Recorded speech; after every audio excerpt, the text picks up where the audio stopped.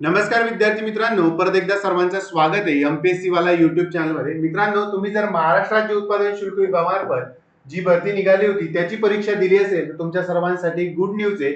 महाराष्ट्र राज्य उत्पादन शुल्क विभाग भरतीचा निकाल जो मित्रांनो रिझल्ट हा काही वेळापूर्वी जो आहे तो जाहीर झालेला आहे। मग याच्यामध्ये जवान, ठीक आहे, जवानी वाहन चालक, त्यासोबत लघुलेखक ही जी पदं आहेत, ठीक आहे, तर लघुलेखकला स्किल टेस्ट आहे, लघुलेखकला स्किल टेस्ट आहे।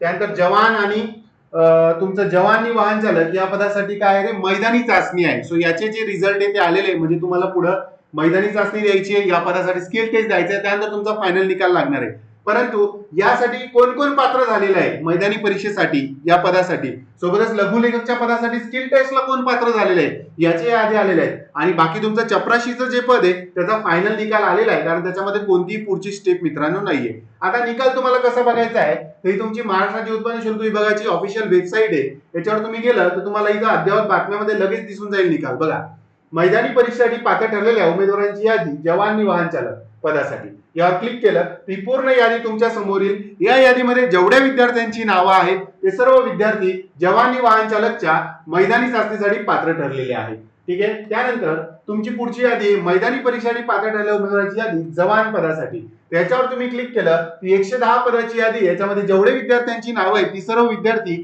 जवान पदासाठी मैदानी चाचणीसाठी मित्रांनो क्वालिफाय झालेले आहेत। तर 110 पेजची यादी आहे तुमची, ठीक आहे। कॉन्स्टेबल ड्रायव्हरची 15 पेजेसची यादी आहे। त्यानंतर ठीक आहे, बाकी चपराशी पदाचे जे ते जिल्ह्यावाईज तुमचे विभागावाईज जे निकाल ते लागलेले आहेत, जसं आता यवतमाळचं, याच्यावर तुम्ही जर क्लिक केलं तर तुम्हाला डायरेक्ट यवतमाळची यादी जी आहे ती मिळून जाणार आहे चपराशाची, ठीक आहे। त्यानंतर तुम्ही दुसऱ्या जिल्ह्यात भरला असेल, साताऱ्यात भरला असेल, साताऱ्यावर क्लिक करा, साताऱ्याचा निकाल चपराशी पदाचा तुम्हाला मिळून जाईल, कारण जागा कमी होत्या। सो इकडे तुम्हाला वेट जे आहे, ठीक आहे, वेटिंग लिस्ट आणि कोणाचं सिलेक्शन झालेलं आहे ते सुद्धा इथं जे आहे ते दिलेलं आहे, ठीक आहे, तुम्ही बघू शकता, ठीक आहे। अजून एखादा जिल्हा घेतला आपण परभणी, तर परभणीमध्ये तुम्ही बघू शकता, ठीक आहे, की कोण वेटिंगला आहे, कोणाचं सिलेक्शन जे आहे ते झालेलं आहे, सर्व याच्यावर वेबसाईटवर अवेलेबल आहे। त्यासोबतच ठीक आहे, चपराशीचे तुम्ही पूर्ण इथं बघू शकता, ठीक आहे, पूर्ण जे आहे तुमचे चपराशीचे निकाल जे आहे डिस्ट्रिक्टचे आलेले आहेत बघा, पूर्ण आहे डिटेलमध्ये।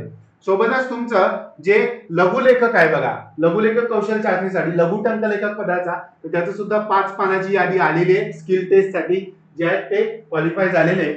आणि सोबतच तुमचे लघुलेखक निम्न श्रेणी पदासाठी जे स्किल टेस्ट आहे कौशल्य चाचणी, त्याची सुद्धा 2 पानाची यादी जे मित्रांनो आलेली आहे, ठीक आहे।